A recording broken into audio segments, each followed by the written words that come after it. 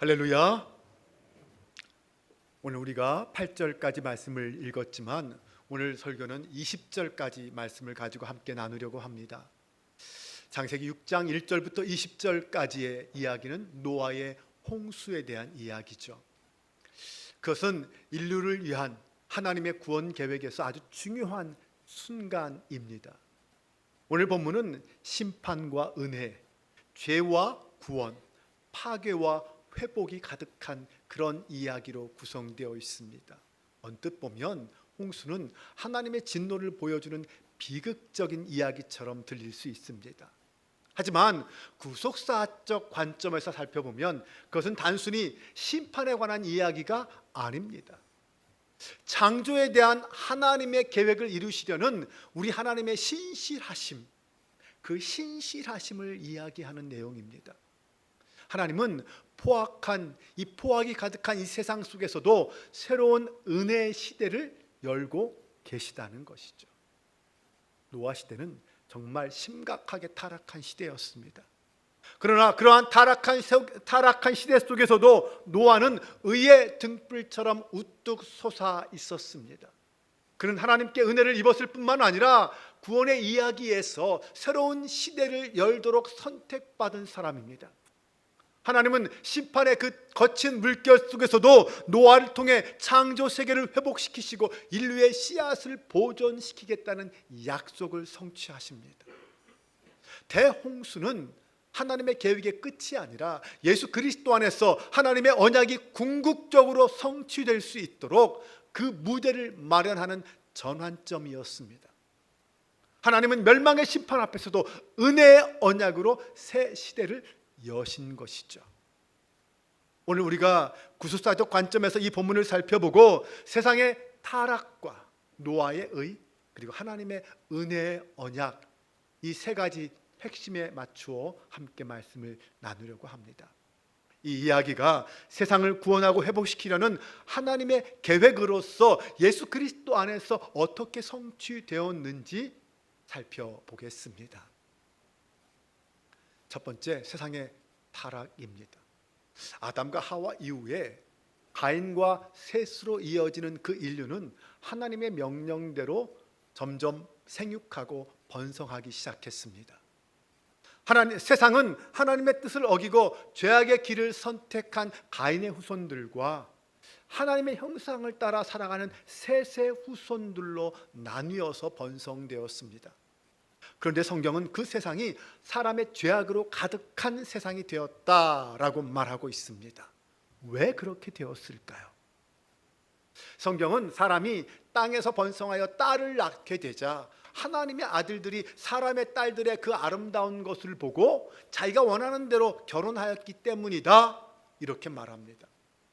여기서 하나님의 아들들은 셋의 경건한 후손들을 가리키고 사람의 아들들은 가인의 불경건한 후손들을 의미합니다. 그들이 결혼해서 도덕적으로 영적으로 타협하면서 세상은 악인과 의인의 구분이 모호해지고 부패로 가득 차게 되었다는 것이죠. 그 죄악으로 인해 결국 하나님은 나의 영이 영원히 사람과 함께 있지 아니하리니 이는 그들이 육신이 됨이라 라고 선언하십니다. 여기서 육신이 되었다라는 말은 무슨 뜻일까요? 하나님의 영이 함께하지 않는 사람이 되었다는 것이죠. 그들은 하나님의 아들들이었지만 사람의 딸들의 아름다움을 보고 자기가 좋아하는 여자를 아내로 삼은 사람들입니다. 그들은 하나님의 영이 아니라 사람의 영을 따라간 사람들이죠. 고린도전서 2장을 보면 사도 바울이 세상의 영을 받은 사람들과 하나님의 영을 받은 사람들에 대해서 이야기합니다. 세상의 영을 받은 육에 속한 사람은 하나님의 영을 받지 않고 하나님의 영의 일을 이해할 수도 없다고 그랬어요. 오늘 창세기 본문에 나오는 육신이 된 사람과 같은 사람들입니다. 육에 속한 사람은 하나님의 뜻을 분별하지 못합니다. 그래서 자기 욕심에 끌리는 대로 선택하고 행동하죠. 마치 하와처럼 말입니다. 하와가 선악과를 먹으면 하나님처럼 될 수 있다라는 그 뱀의 유혹을 받고 나서 선악과를 보았습니다. 그랬더니 어떻게 보였습니까? 먹음직도 하고 보암직도 하고 지혜롭게 할 만큼 탐스럽게 보였습니다. 결국 그 유혹을 이기지 못하고 하와는 선악과를 따 먹었죠. 하와는 하나님이 처음 지으셨던 그 거룩함을 그렇게 잃어버렸고 눈에 보이는 아름다움만 쫓는 인생이 되었습니다. 이렇게 하나님의 영을 잃어버린 자, 하나님의 영이 함께하지 않는 자는 유혹의 욕심을 따라 육신의 아름다움을 쫓는 인생이 되고 맙니다. 하나님은 그렇게 하나님의 영이 아닌 세상의 영에 사로잡혀 욕심을 따라가는 사람들을 떠나시겠다라고 결정하신 거예요. 결국 하나님을 떠난 그들의 삶은 죄악으로 가득한 세상이 되고 말았어요. 창세기 6장 5절은 이렇게 말합니다. 여호와께서 사람의 죄악이 세상에 가득함과 그의 마음으로 생각하는 모든 계획이 항상 악할 뿐임을 보셨다. 이 구절은 결국 이 당시의 세상이 얼마나 암울했는지를 보여주고 있습니다. 죄는 단순한 외적인 문제만이 아니라 인류의 마음속에 그 뿌리 깊이 내리고 있었던 거예요. 온 인류가 타락해서 끊임없이 악한 생각에 사로잡혀 살아가고 있었던 것이죠. 당시 땅에는 고대의 용사라고 불리는 네피림도 있었고 나름 명성 있는 자들도 있었어요. 하지만 하나님은 그런 자들을 주목하지 않으셨습니다. 하나님에게는 어떤 사람이 이룬 업적이나 그들이 가지고 있는 능력보다는 그의 마음이 하나님을 향해 있는가, 이것이 중요했던 것이죠. 결국 하나님은 이 아담 이후에 생육하고 번성한 인간들 속에서는 의를 찾을 수 없으셨습니다. 이제 하나님이 개입하시지 않는 한 더 이상 희망은 보이지 않았습니다. 이처럼 선을 찾을 수 없었던 그 인간의 총체적인 부패 앞에서 그들을 선하게 지으셨던 하나님, 그분의 반응은 어떠했을까요? 6절입니다. 땅 위에 사람 지으셨음을 한탄하사 마음에 근심하시고. 여기에서 한탄하셨다라는 말은 하나님께서 실수하셨다는 말이 아니라 만연한 죄악 속에서 하나님이 슬퍼하시고 긍휼히 여기셨다라는 말이에요. 근심하셨다는 말은 고통스러워하셨다는 말입니다. 죄가 하나님이 선하게 창조하신 그 선함을 너무나도 더럽혔기 때문에 하나님의 마음이 슬프고 고통스러우셨다는 거예요. 여러분, 우리는 하나님이 인간들의 죄악 앞에서 진노하시고 분노하시기 전에 먼저 슬퍼하시고 아파하셨다는 사실 앞에 주목해야 합니다. 이것이 바로 하나님의 마음이고 하나님의 은혜이기 때문에 그래요. 만약 하나님이 분노를 먼저 하셨다면 우리에겐 희망이 없었을 거예요. 하지만 슬퍼하시고 아파하셨기에 그 긍휼하신 은혜가 우리 가운데 임할 수 있었던 거죠. 또 이것은 우리의 죄가 우리 자신에게만 영향을 끼치는 것이 아니라 결국 하나님께도 슬픔과 아픔을 준다라는 사실을 깨닫게 합니다. 그런 의미에서 우리는 겸손해야 합니다. 이렇게 창조의 목적을 잃어버린 세상 앞에서 하나님이 선택한 마지막 선택은 심판이었습니다. 7절입니다. 내가 창조한 사람을 내가 지면에서 쓸어버리되 사람으로부터 가축과 기는 것과 공중의 새까지 그리하리니. 피조물이 창조주의 뜻을 행하지 못할 때 창조주는 안타까워하며 그 모든 것을 쓸어버리시기로 작정하시고 다시 시작하십니다. 죄에 대한 책임과 결과는 반드시 따릅니다. 홍수는 하나님을 거부한 세상에 대한 심판의 결과였습니다. 또한 홍수는 앞으로 있을 그 세상의 죄에 대한 모든 하나님의 심판을 예표합니다. 이제 앞으로 성경의 전체 이야기는 반복되는 주제가 바로 죄와 심판이에요. 하지만 대홍수로 시작된 그 심판은 예수 그리스도의 죽음과 부활로 궁극적으로는 완성될 것입니다. 예수님은 우리가 마땅히 받아야 할 그 심판을 스스로 짊어지셨고 십자가를 통해 우리가 다가올 그 심판을 어떻게 피할 것인지 그 길을 열어주셨습니다. 노아 시대와 마찬가지로 심판 가운데도 하나님의 은혜는 여전히 우리 가운데 임하고 있다는 것입니다. 여러분, 부패와 폭력이 난무하는 세상 한복판에서도 하나님은 은혜의 언약으로 새 시대를 여신다는 것을 믿으시기 바랍니다. 네, 맞습니다. 부패와 죄악이 만연한 이 세상 가운데서 하나님은 구원의 소광을 비추셨습니다. 그 빛은 한 사람으로부터 시작되었습니다. 그 타락과 죄악의 현실 속에서도 하나님의 은혜를 입은 그 의인 한 사람이 있었어요. 바로 노아입니다. 하나님은 그 노아를 통하여 새로운 시대를 시작하길 원하셨습니다. 모두에게 절망하셨던 그 하나님은 노아 한 사람에게서 새로운 희망을 찾으신 거죠. 이제 하나님은 그 포악한 땅에서 노아를 선택하시고 그에게 은혜를 베푸십니다. 9절은 노아를 이렇게 평가합니다. 노아는 의인이요 당대의 완전한 자라. 그는 하나님과 동행하였다. 네, 노아는 의인이고 그 악한 세상 속에 살면서도 하나님과 동행하는 완전한 자였습니다. 여러분, 그렇다고 해서 노아가 흠이 없는 사람이라는 말은 아닙니다. 부패하고 포악한 그 세상 속에서 그래도 하나님과 동행하며 그래도 하나님의 뜻을 따라 살려고 애쓰는 사람이었다는 뜻이죠. 당시 세상엔 힘센 네피림도 있었고 명성 있는 용사도 있었지만 하나님을 기쁘게 한 사람, 하나님의 마음에 합한 사람은 오직 노아뿐이었습니다. 여기서 우리는 그의 의로움이 그의 선행으로부터 오지 않았다는 것을 알아야 합니다. 하나님의 은혜로부터 시작된 것입니다. 노아가 하나님의 선택을 받아 방주를 짓고 모든 생물을 보존하는 임무를 수행하게 된 것은 전적으로 하나님의 선택과 은혜였습니다.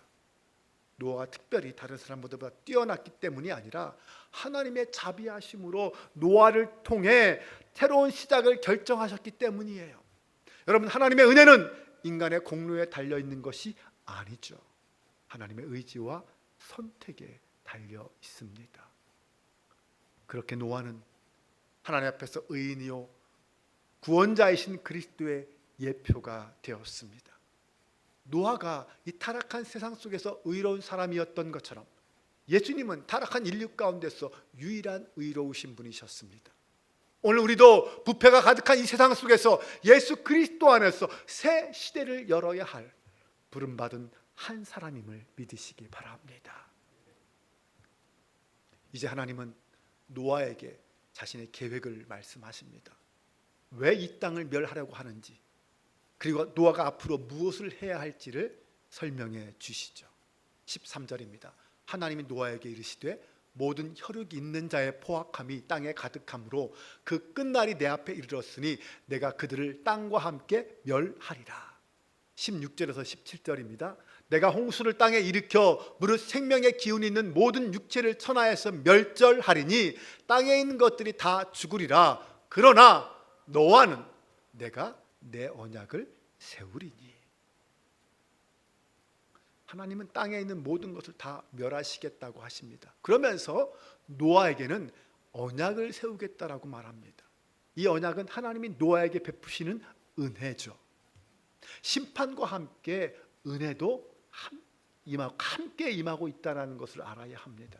이 언약 때문에 노아와 그의 가족이 살게 되고 모든 생물들이 생명을 보존할 수 있게 되었습니다.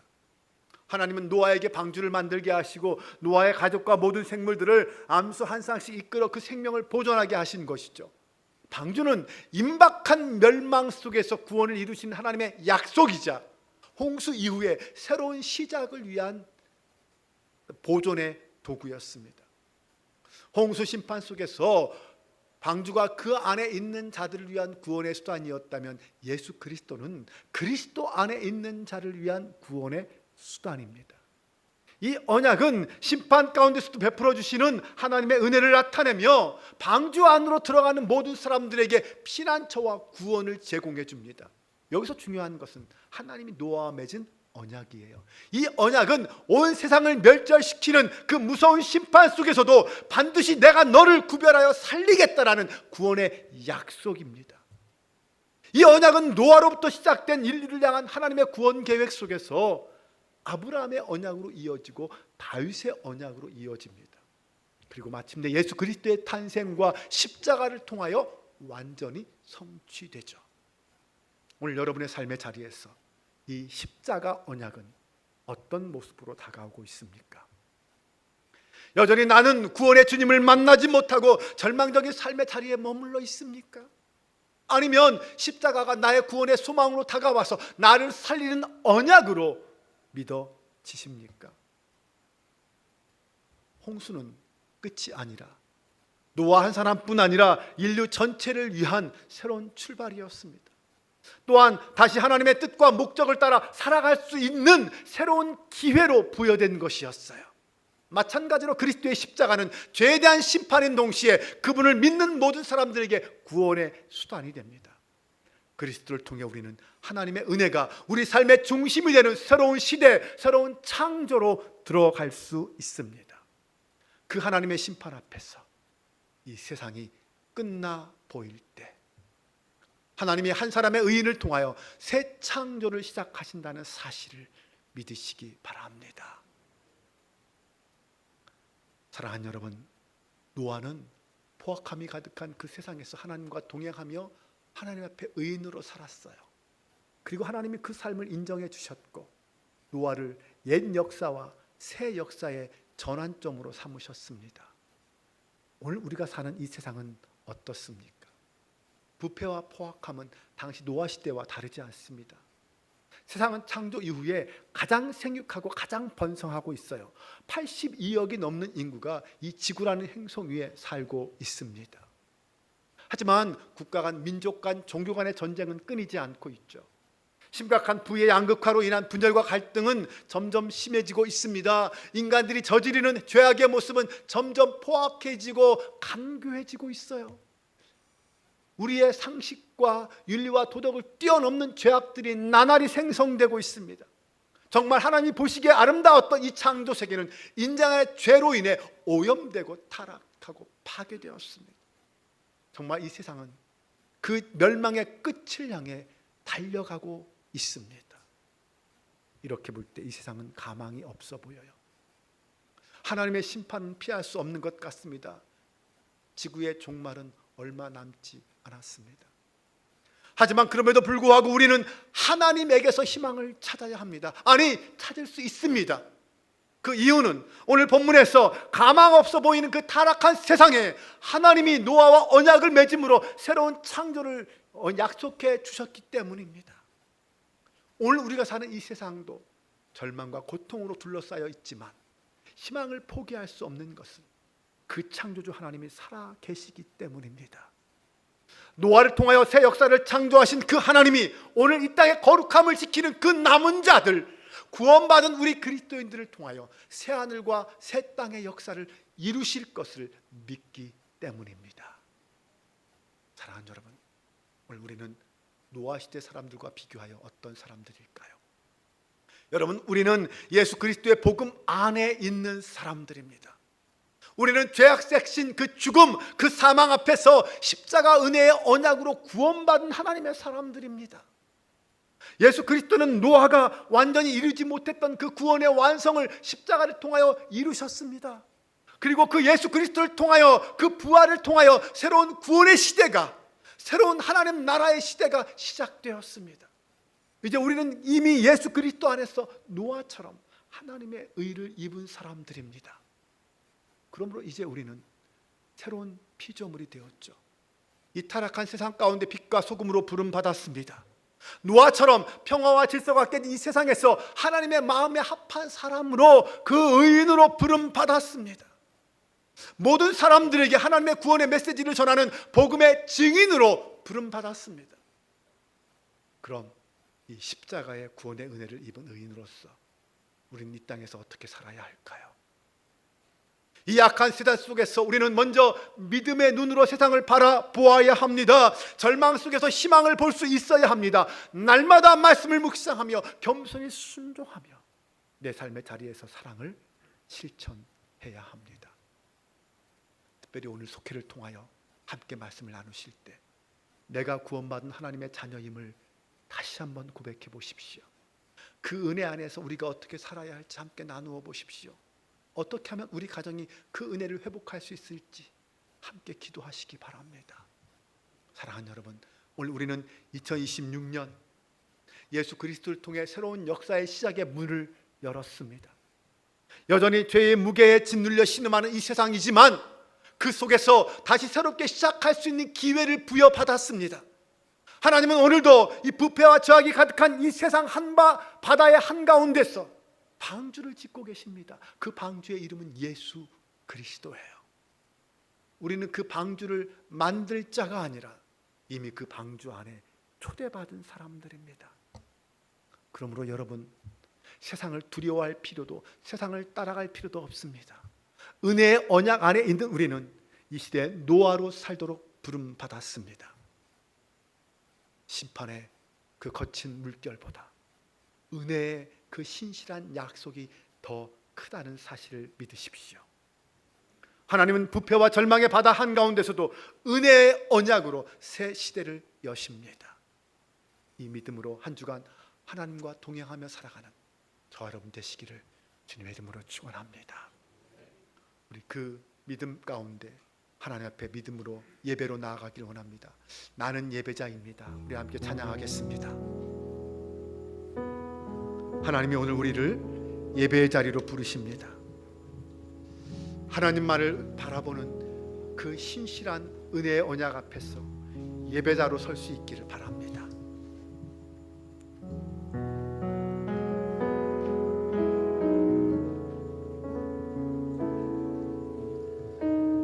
나는 하나님을 예배하는 예배자입니다. 예배자입니다. 아멘. 내가 서 있는 곳 어디서나 하나님을 예배합니다. 내 영혼 거룩한 은혜를 향하여 내 마음 완전한 하나님 향하여 이곳에서 바로 이 시간 하나님을 예배하. 나는 하나님을 예배하는 하나님을 예배하는 예배자입니다. 예배자입니다. 내가 서 있는 곳 어디서나 내가 서 있는 곳 어디서나 하나님을 예배합니다. 아멘. 내 영혼 거룩한 은혜를 향하여 내 마음 완전한 하나님 향하여 이곳에서 바로 이 시간 하나님을 예배합니다. 시간 우리 함께 기도하겠습니다. 하나님, 이 절망의 시대에 우리를 사랑하셔서 은혜를 주셔서 감사합니다. 우리로 구원받은 자녀 되게 하시고 예배자로 부르신 하나님, 그 주님을 찬양합니다. 주님과 함께 2026년을 새 역사를 쓰는 사람으로 살게 하여 주옵소서. 하나님의 사람으로 하나님의 사랑에 붙잡혀 살아가게 하여 주옵소서. 이 시간 다 같이 주여 한번 외치고 기도합니다. 주여, 우리를 사랑하신 아버지 하나님, 하나님 우리를 예배자로 불러주시니 감사합니다. 아버지 하나님, 이 거친 세상의 물결 속에서 파도에 휘둘리지 않게 하시고 은혜의 약속을 붙잡고 하나님을 바라보는 저희들 되게 하여 주옵소서. 구원받은 하나님의 백성으로 하나님 이 절망의 바다 한가운데 서서 하나님을 바라보며 살아가게 하여 주옵소서. 예배자로 살게 하여 주옵소서. 참된 신실한 하나님의 사람으로 우리를 불러주셨으니 아버지 하나님, 하나님 이 새로운 역사의 주인공이 될 수 있는 저희들 되게 하여 주옵소서. 예수 그리스도 나를 위해 그 역사를 이루신 주님을 바라보고 기도합니다. 주님 영광 받아 주옵소서. 주님 함께하여 주시옵소서. 주님 나라 이루게 하여 주시옵소서. 아버지 하나님, 하나님께 불순종하며 타락한 세상 가운데 우리로 그리스도인으로 살게 하심에 감사합니다. 오직 나와 내 집은 여호와를 섬기겠노라 선포했던 여호수아처럼 믿음으로 이 땅을 살아가기로 결단하게 하옵소서. 의인 노아를 통하여 새 역사를 시작하신 주님, 오늘 우리 한빛교회를 통하여 우리 한 사람 한 사람을 통하여 우리나라와 우리의 가정이 주님만 섬기는 새 역사의 가정으로 회복되게 하여 주옵소서. 우리가 그 역사를 이루실 하나님을 믿고 소망 중에 인내하며 살아가는 성도가 되게 하옵소서. 하나님의 은혜의 언약은 예수님의 십자가를 통하여 이루어졌음을 믿습니다. 아직도 주님을 모르는 이웃에게 십자가 은혜의 언약을 증거하게 하시고 한 주간도 하나님을 기쁘시게 하는 하나님의 마음에 합한 자로 살게 하여 주옵소서. 우리 주 예수 그리스도의 이름으로 기도합니다. 아멘.